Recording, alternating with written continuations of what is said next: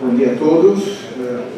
Muito obrigado pelo convite. É um prazer poder participar novamente aqui de debates sobre resíduos urbanos. Então, eu vou passar a chamar os participantes da mesa. Inicialmente, os representantes da Prefeitura. Nós teremos aqui o engenheiro Alexandre Gonçalves, que é o atual diretor do Departamento de Limpeza Urbana da Secretaria Municipal de Serviços Públicos. Por favor, Alexandre.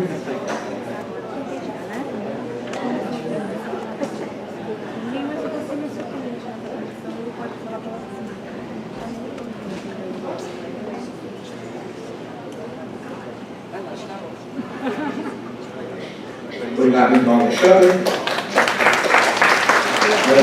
Chamaria também o engenheiro Fábio Cardoso, da Coordenadoria de Reciclagem, também do Departamento de Limpeza Urbana. Por favor, Fábio.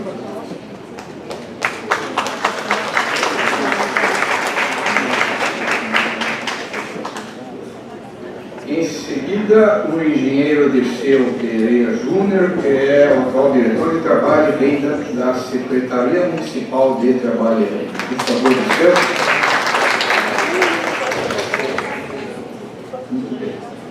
Como representantes da Câmara dos Vereadores, eu gostaria de convidar o vereador Luiz Carlos Rossini, presidente da Comissão Permanente do Meio Ambiente da Câmara Municipal de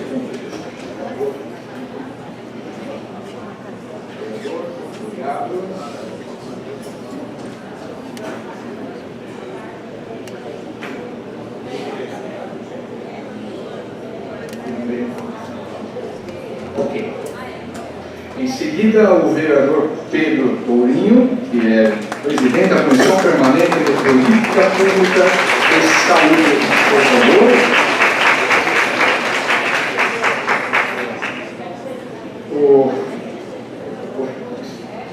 O vereador Carlos Rossini vai representar, então vai fazer um duplo papel, né, vai ter mais trabalho, vai representar também a Comissão Permanente de Educação da Câmara Municipal de Campinas. Eu agradeço então a presença das pessoas aqui. O tempo já correu, então a gente poderia começar imediatamente e gostaria de passar a palavra inicialmente aos representantes da Prefeitura. Por favor, engenheiro Alexandre, esteja à vontade. Nós temos uma hora aqui, acho que vamos tentar fazer aí de 5 a 10 minutos de fala, se possível. Um pouco mais, viu, professor? Porque você vai apresentar coisas. Então, vai lá. Tá bom? Bom dia a todos. Eu fiz aqui um histórico da política municipal de resíduos. E antes de falar propriamente dito da PPP de Campinas. Então, algumas mensagens que eu queria deixar. Que primeiro, esse projeto ainda está sendo consolidado, ele não está ainda com o formato final, um dos pressupostos básicos desse projeto é a inclusão social dos catadores. Pode não ter assim uma essência de um excelente projeto, porém a gente procurou conversar, fazer várias audiências públicas e estamos chegando a uma plataforma final aí que com certeza as cooperativas serão inseridas no sistema municipal de limpeza pública. Então, como eu disse antes, um pequeno histórico, há 120 anos atrás, os resíduos eram coletados tração humana, depois tração animal, não tinha um serviço público estabelecido, né, desse tipo de atendimento, e os resíduos eram lançados no Largo Carlos Gomes, que hoje é o Jardim Carlos Gomes, tá? Quando a gente vê no fundo ali a igreja matriz, a Catedral de Campinas.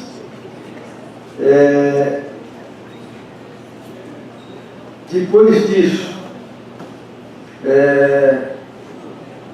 vale a pena chamar a atenção que o sistema municipal já implantado era totalmente pela administração direta, tá? Ou seja, os caminhões de coleta de lixo, os garis, a mão de obra, os equipamentos eram diretamente administrados, geridos pelo poder público municipal. A gente estava na era da lata de lixo ainda, né? Os resíduos eram acondicionados em latas. Hoje a gente já tem a geração saco plástico, estamos passando dessa geração e estamos atingindo o sistema de containers. Naquela época, os resíduos não apresentavam uma composição química para ser prejudicial ao meio ambiente, né? Tinha-se a tese de que o ambiente trataria os resíduos por conta do seu teor de matéria orgânica atingir 80%. Então, basicamente, restos de comida que eram lançados no então lixão da Pirelli, chamado lixão da Pirelli, que recebia todo esse tipo de material.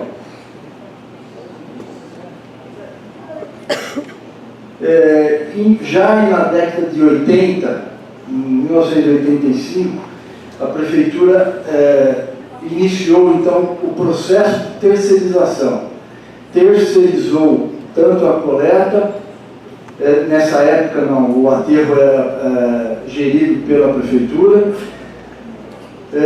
porém um avanço, né, passamos de lixão a um aterro energético, onde o biogás desse aterro era utilizado como combustível alternativo, uso automotivo, e a coleta, o sistema de coleta e varrição foi terceirizado para as empresas Vega, Sopave e Casa, em 1985. Depois, passamos então a mais um passo na evolução da política municipal de resíduos, implantando o Complexo Delta, uma área da cidade planejada previamente, específica para receber todos os resíduos gerados no município, tá? Industrial, hospitalar, resíduos da construção civil, os resíduos especiais, né, os eletroeletrônicos, enfim, toda a cadeia de resíduos sólidos gerados com a evolução da cidade. A cidade começou a adquirir uma característica industrial, começou a tratar os seus efluentes sanitários, começou a gerar resíduos que antes não eram gerados. Então, a complexidade do sistema municipal começa a ganhar corpo. Então, por isso que a gente, na época, os técnicos da área da limpeza pública, do Departamento de Limpeza Urbana, implantaram o Complexo Delta. Como eu disse, uma área específica da cidade, planejada, e até hoje, desde lá, sendo incorporada nos planos municipais, nos planos diretores municipais. Então, Campinas, desde lá, elege aí o Complexo Delta como uma área para dispor seus resíduos. Tá? Ainda no histórico, esse complexo, em cima dele, a gente conseguiu viabilizar uma concorrência internacional, na qual, naquela época, já se pensava, bem antes da política nacional, né, estabelecer a hierarquia de gestão. Você tem que tratar os seus resíduos e lançar no aterro somente rejeito. Naquela época, Campinas já pensava nessa direção, bem antes da política nacional ser implantada. Então, se previa nesse projeto uma reciclagem mecânica, uma reciclagem biológica, né, composto orgânico do material orgânico, uma reciclagem energética e dispor no aterro somente o rejeito desses processos de tratamento. Essa licitação, infelizmente, não prosperou. Então, mostrando aqui um resumo, desde 85 a gente tem 34 anos de terceirização do Sistema Municipal de Limpeza Pública. Tá? Inicialmente, como eu falei, com a VEG Cavo, de 85 a 2000, 15 anos, essas duas empresas operando no município de Campinas, porém elas faziam só o serviço de rua, o sistema de limpeza, varrição, coleta, desobstrução de drenagens urbanas, etc.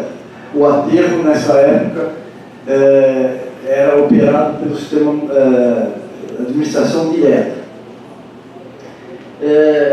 Em 2001, o consórcio Ecocamp, que tinha 4 empresas que faziam a gestão desse consórcio, e esse consórcio ficou, então, 6 anos operando todo o sistema municipal, tanto o serviço de rua, de limpeza, de manutenção da cidade, como o sistema de disposição final em aterro sanitário.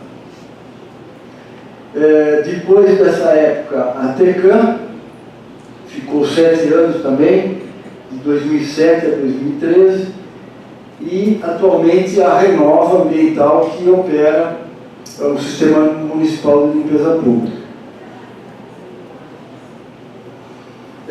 Com a chegada da Política Nacional de Resíduos, né, uma lei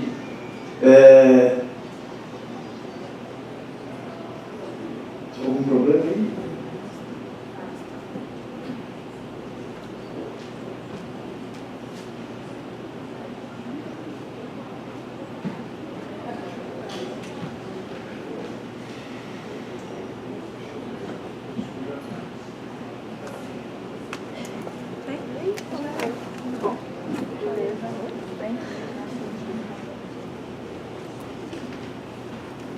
Bom, muito bem. Então, com a chegada da Política Nacional de Resíduos, como eu falei, a hierarquia de gestão é um dos principais pilares aí dessa legislação e estabelece que os resíduos têm que ser tratados antes de disposto em aterro sanitário. Levar para o aterro sanitário somente o rejeito. Com isso, implica nas prefeituras, e no caso aqui da Prefeitura de Campinas, a implantação de sistemas de tratamento. Tá? Hoje o que a gente gasta é somente para atender o serviço de limpeza da cidade e disposição final em aterro. O sistema de tratamento exige investimento e esses investimentos a gente está construindo um edital para esses investimentos ficarem a cargo do poder privado. Tá? Então, o modelo é esse: a prefeitura não vai investir 1 centavo no sistema para atender a política nacional, ela vai ter uma despesa mensal de uma tarifa, mas da operação desse sistema.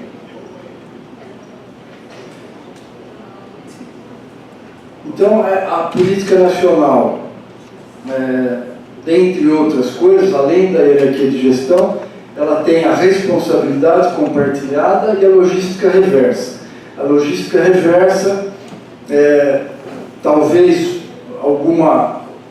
tem muitos pessoal que interpreta de uma maneira errada, mas a logística reversa é de responsabilidade do setor produtivo. Então, a bateria do celular aqui, a responsabilidade é de quem vendeu, quem construiu e comercializou essa bateria. responsabilidade compartilhada, a responsabilidade é de todos, não fica mais só de responsabilidade das prefeituras a gestão de resíduos. Todos nós, os munícipes, o setor de consumo, né, os munícipes, o setor produtivo e as prefeituras. Então é a responsabilidade desses três atores aí. As premissas da lei, essa lei, no meu ponto de vista, é uma lei bastante difícil de ser atingida na sua plenitude, por conta de 2010 foi lançada e 2014, dentre outras coisas, tinha lá a erradicação dos lixões, que isso, em tese, em Campinas já não seria mais problema, mas aterro sanitário somente de rejeito. Tá? Então, em 4 anos, é muito difícil a gente atingir isso num país como o nosso. Então, eu justifico aí a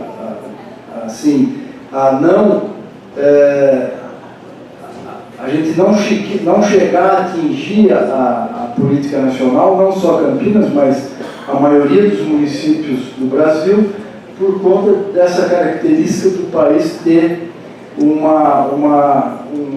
perfil demográfico bastante heterogêneo, ou seja, a maioria dos nossos municípios tem menos de 100 mil habitantes, 80% desses 5.249 municípios, 80% disso tem menos de 20 mil habitantes, portanto, não tem recursos, tá? E se o poder público federal não disponibilizar recursos, infelizmente a política nacional não consegue ser atingida. O simples fato de tirar uma garrafa PET do lixo não é tratamento. Tratamento, a gente tem que tratar todas as variáveis, todos os componentes, todas as frações existentes no lixo urbano.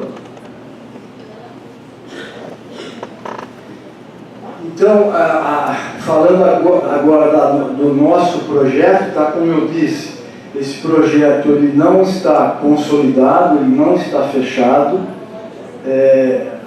não saiu ainda da área técnica, a área técnica do Departamento de Limpeza Urbana está pegando todas essas contribuições e com certeza vai pegar mais contribuições que chegarem aqui hoje, para depois passar essa peça técnica para a área jurídica, trabalhar isso, transformar em edital licitatório, para depois poder atingir aí os objetivos, que é a contratação de uma empresa na condição de parceria pública e privada. Então, a nossa equação dos resíduos domiciliares do município de Campinas apresenta 25% de material reciclável. Tá? É lógico que esses números eles são dinâmicos, eles variam ali ao longo do tempo, variam, enfim, 30% matéria orgânica, 10% de material que não é matéria orgânica e material que não tem valor comercial para ser reciclado. E 35% vai ser desse sistema de tratamento vai ser disposto em aterro sanitário. Então, com esse projeto, a gente atingiria aí 65% de reciclagem, tá? Seja ela orgânica, mecânica, biológica. Muito bom, muito importante salientar que esses 25% são ou da cooperativa de reciclagem, ou das cooperativas de reciclagem. Tá? Esses 25% de material gerado hoje da composição física do lixo municipal de Campinas, esses 25% serão das cooperativas de reciclagem, seja ela na fonte de geração, 10% na fonte, seja ela nas entregas voluntárias, né, a responsabilidade compartilhada aí, é um exercício de cidadania aí que cada município tem que fazer a sua parcela de contribuição para o processo. E o que passar dessa retenção na fonte, o que passar vai ser retido então no CIVAR, no Complexo Integrado de Valorização dos Resíduos. Importante também dizer que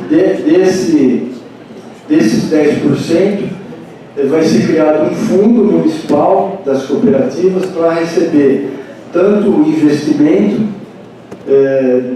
nelas, que será feito por quem ganhar esse processo, pelo PPPista, como também, ao longo do tempo, essa usina de reciclagem será parcialmente transferida para as cooperativas. A gente não sabe ainda se é em dinheiro, se é em equipamento, enfim. Isso não está definido, vai ser definido em edital, muito provavelmente pela área jurídica da Prefeitura, que vai definir como vai ser dado tanto o aporte como a manutenção das cooperativas. Repito, esse projeto ele pode não ser o ideal, né? Eu acho que está longe de ser o ideal, mas eu acho que está próximo do regular e do bom, né? Então, se a gente der um passo nessa direção de atingir o bom e o ideal, a gente atinge numa outra oportunidade aí. Mas o projeto, eu não sei se o Fábio vai ter a palavra, ele pode complementar também alguns detalhes aí que não foi abordado por mim. A matriz, como eu já falei, então tem 4 sistemas aí: reciclagem mecânica, biológica, a reciclagem energética, que o pessoal tem uma certa preocupação, mas não é de material reciclável esse CDR, esse combustível derivado de resíduo, não vai ser feito de material reciclável. Isso a gente vem falando, mas do que ele vai ser feito? Ele vai ser feito de outros materiais, principalmente de madeira. A gente gera muita madeira, tanto na manutenção da área verde do município, como na coleta de grandes resíduos volumosos. Então, o município gera muita madeira, e essa madeira, esse material que não tem valor comercial, esse sim vai ser transformado em CDR, combustível derivado de resíduos. E o rejeito, então, indo para aterro sanitário. Eu acho que é isso. Muito obrigado pela atenção. Muito obrigado, Alexandre, pela apresentação. Nós temos uma limitação de tempo, então nós vamos ficar com metade do tempo para a informação da Prefeitura, então vocês e outra metade para a Câmara Municipal, aí vocês poderiam complementar, se quisesse, ao Fábio ou ao usar esses 10 minutos, por favor, para complementar as informações. Fiquem à vontade, qual de vocês, ou os dois. Bom dia a todos. Estou aqui representando o secretário amigo da Secretaria de Trabalho e Renda. A Secretaria de Trabalho e Renda é uma secretaria de inclusão social, ela não é uma secretaria de investimentos.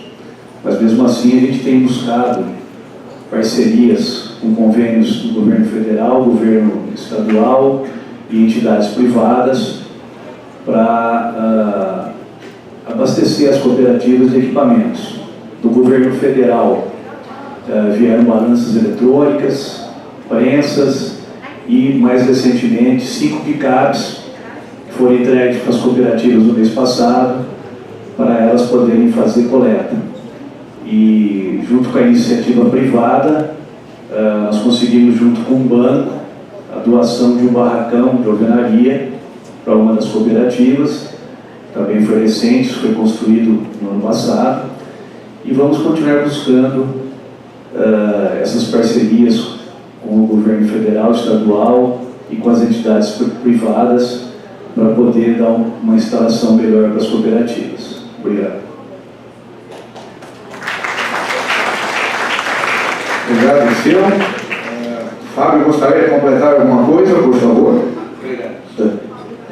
Bom dia também, sou Fábio Gonzaga, Departamento de Limpeza Urbana, e eu não sabia que viria aqui na mesa, então a gente também não preparou, mas o Alexandre já colocou a questão da PPP, mas queria assim aproveitar, já que estão dando um minutinho de oportunidade aqui, aproveitar primeiro, agradecer muito, parabenizar muito, né, agradecer a Emília na organização do evento, como é bom a gente passar o tempo, a gente que acredita tanto na educação ambiental, que precisa dela, que acredita tanto nas cooperativas, nos catadores e catadoras e tudo mais, no trabalho que a gente vem fazendo, todos vocês vêm fazendo, e a gente acompanhando todo o departamento aí há muitos anos, a gente vê todo mundo aqui no plenário, os rostos completamente conhecidos, né? Ronaldo ali no fundo, o Valdecir e todos vocês aí, a Neneca que esteve aqui e todos vocês que estão aqui representados. Então, quando a gente está num plenário da Câmara Municipal, com o vereador Tourinho aqui do lado, com os outros vereadores que aqui estavam representados ou estão sentados ali na plateia, a gente fica muito contente com isso. Isso é construção de política pública. E isso é de fato um processo bastante importante de ouvir e de incluir os catadores como agentes prioritários da questão dos recicláveis no município. Não é uma questão de retórica nem de palanque, é uma questão de fato de evolução. Assim como o tempo é muito pequenininho, só que o que eu vejo na PPP, e essa PPP começou construída acho que em 2015 ou 2016, e nós voltamos para o DLU agora no finalzinho do ano passado. É que, por exemplo, desculpa dar um exemplo pessoal, mas, por exemplo, nós estávamos de Joaquim Egídio e fizemos uma proposição para a consulta pública da PPP, eu e o Ronaldo lá, tentando contribuir com um escopo importante para as cooperativas. Isso foi acolhido na consulta pública e foi incorporado à peça, ao termo de referência. Então, a gente sente isso como bastante importante, no sentido de que a administração, de fato, está com uma visão dessa inclusão e dessa importância. No caso da PPP, ela acontecendo a PPP, ela caminhando, conseguindo se dar, o que a gente entende como poderia contribuir seriam alguns aspectos. Primeiro, de trazer, o PPPista teria que trazer formular uma política de educação ambiental intersetorial, continuada, que traga todos os atores dela devam representar. Essa política ela existe. Ontem, por exemplo, nós estávamos ali na região da Rua do Moscou, no Jardim Nilópolis, trabalhando com a Secretaria do Verde e Secretaria de Meio Ambiente, trabalhando um grupo específico de lá, de catadores dessa região, ontem à tarde inteirinha na Paróquia Santana, lá no Nilópolis.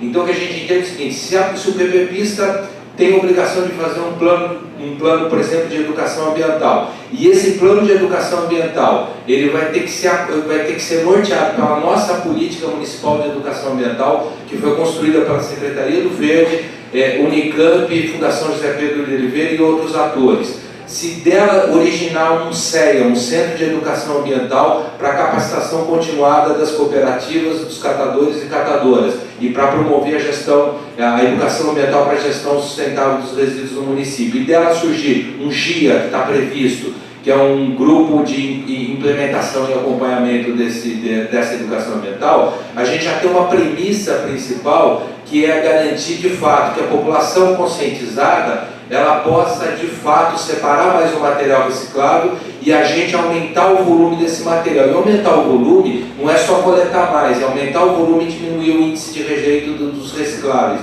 Então a gente aumenta de um lado e diminui. A gente tem um índice de rejeito muito importante ainda nas cooperativas, em torno de 25%, que eu entendo que é muito grande, é um absurdo, e a gente coleta, mas nem tudo é aproveitado. Então a gente poderia caminhar aí para 8%, 9%, que é onde a gente consegue ter esse índice de rejeito quando tem a coleta pontualizada em alguns pontos fidelizados. Então essa é a primeira premissa da educação ambiental, que poderá vir ou deverá vir obrigatoriamente pela PPP, isso está no termo de referência. A segunda coisa é a questão da estruturação das cooperativas. Não adianta também, eventualmente, a coleta seletiva crescer muito, isso é ótimo que aconteça, é necessário, é fundamental, mas as cooperativas não têm estrutura para dar conta do material que chegue nelas. Então a possibilidade de melhor estruturar as cooperativas, nesse sentido, a PPP, como é um projeto para longo prazo, o que é muito preocupante de um lado, já foi dito aqui na mesa, né? E ao mesmo tempo que é muito importante, que se for muito bem pensado, a gente tem uma política sustentável de resíduos sólidos por muitos anos, e a gente tem que ter essa garantia, à medida que a PPP se dê, se é que ela vai de fato se dar, a gente tem um aporte financeiro do PPPista na estruturação das cooperativas de 25 milhões. Esse aporte financeiro, que era previsto até em 10 anos, houve um pleito das cooperativas, a Neneca levou, representando as cooperativas, o Ronaldo também, a Adriana, perdão, levou, e já houve, que eu saiba, houve um entendimento da administração em colocar um aporte maior no começo, para que as cooperativas se estruturem e a partir dela tenham mais estrutura para receber material. Do outro lado, é a garantia de que aqueles 10% que o Alexandre, os 10% que vem na coleta domiciliar, essa será feita pelas cooperativas. 10%, veja, que pode ser 25%. Se a gente um dia caminhar para uma educação ambiental efetiva, onde todo mundo separe seu material, os 25% da gravimetria, da composição física do saquinho de lixo, eles vão estar garantidos ali na fonte. Então, a estimativa inicial é 10%, porque hoje a gente trabalha com 2%. 10% é muito auspicioso, mas a gente pode chegar à totalidade dos recicláveis se de fato eles forem separados na fonte. Então, o reciclável nem iria para a central de valorização num ponto futuro, se todos nós tivermos muita competência nesse trabalho. Então, esses 10%, quem é que coleta? Como hoje a empresa. A empresa coleta e gradativamente as cooperativas estão sendo contratadas. Tem uma de Piracicaba, se não me engano, que comentou de Campinas, no entendimento dela, parece que não tem ainda, a Cláudia, que não tem ainda a contratação de cooperativas, desculpa se foi isso que eu entendi, mas tem já, como o Valdecir já colocou, existem 2 cooperativas contratadas para ganhar pela coleta e ganhar pela triagem. À medida que elas começaram a coletar, esses setores foram tirados do contrato de limpeza urbana e não é mais a concessionária que coleta, são as cooperativas. Tem outras 2 cooperativas que apresentaram proposta de coleta e triagem e mais 4 cooperativas, como a Adriana colocou, só para triagem. Não tem nenhum processo parado de contratação, ao contrário, a gente trabalha junto para que todos esses procedimentos se deem. Então a expectativa é, ao longo do tempo, a estruturação dos grupos para que eles possam eles mesmos fazer a coleta e ter esses 10% ou até 25% feito pela cooperativa. Então a cooperativa vai ganhar no ato da coleta, no ato da separação e na venda do material reciclado. Depois, o segundo momento da PPP em termos de volume de material, muito rapidamente, o Alexandre colocou, a estruturação de ecopontos.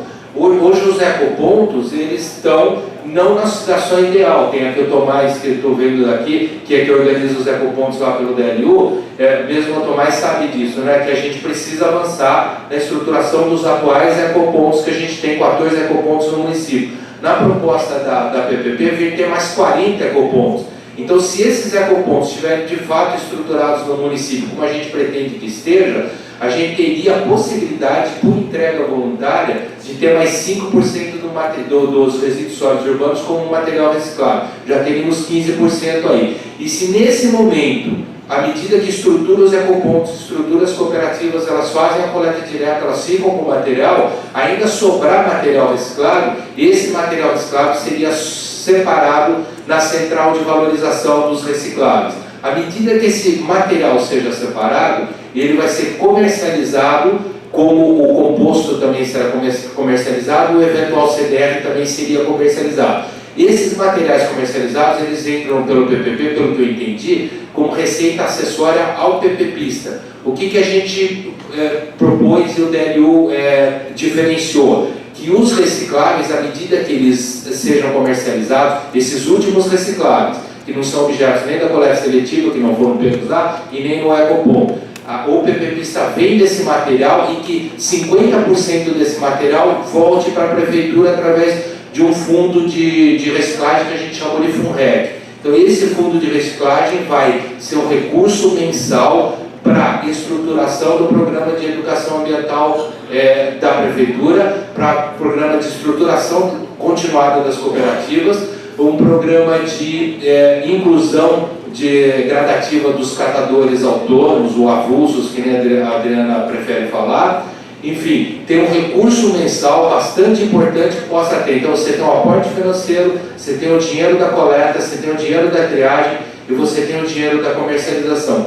Isso, se de fato ocorrer, com a educação ambiental, traz uma perspectiva completamente diferenciada de estruturação, e a gente deve ter, em paralelo a isso, a gente está fazendo no departamento uma revisão da Lei 7.058, que é o Código de Limpeza Urbana, que é de 1992, e o Decreto 11.510, que é de 94.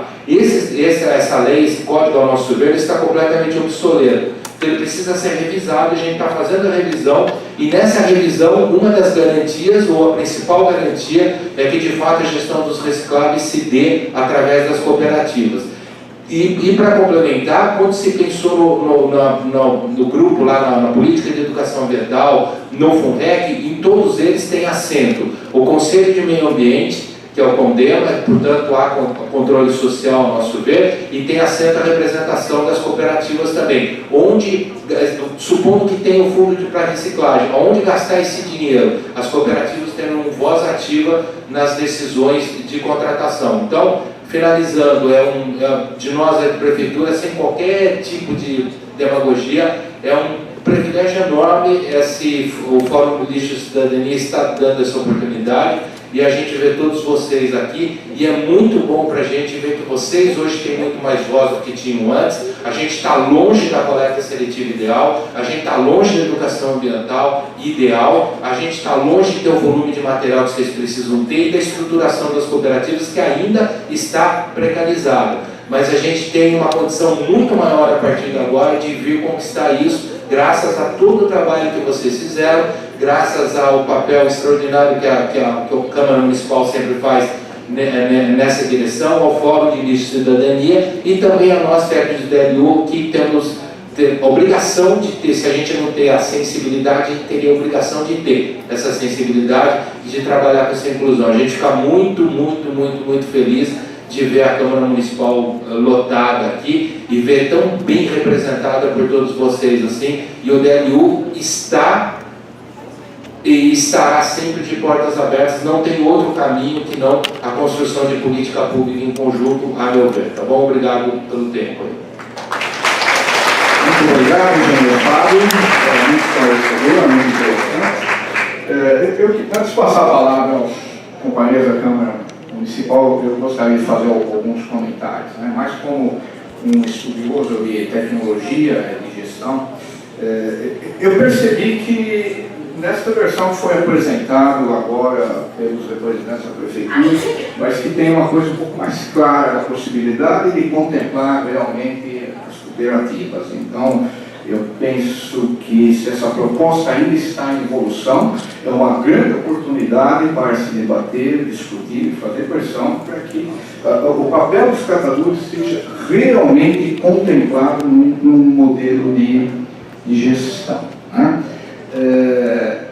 Tem algumas coisas que são preocupantes, e como tudo observou, também me preocupa esse tempo excessivo dessa concessão. 30 anos realmente muito tempo, muita coisa muda. Se a gente pensar 30 anos atrás, mais ou menos, em 1989, qual eram nossos conceitos ambientais, a legislação, as tecnologias, muita coisa mudou de lá para cá, né? E uma concessão por um tempo tão longo amarra ao que está decidido hoje, né? Teria que ter a possibilidade de que tecnologias e coisas de melhoria pudessem ser incorporadas ao longo do tempo. E isso realmente é meio complicado de colocar num contrato, mas é a função do poder público, né?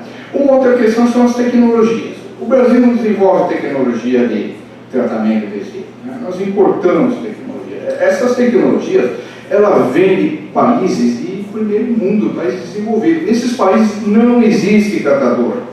não tem 25% ou sei lá, 15% de pessoas desempregadas, né? Esses países têm uma distribuição de renda muito mais equitativa. Então é um perigo adaptar completamente tecnologia e sistema de gestão de países que são desenvolvidos, países do primeiro mundo, para países subdesenvolvidos que nem o Brasil.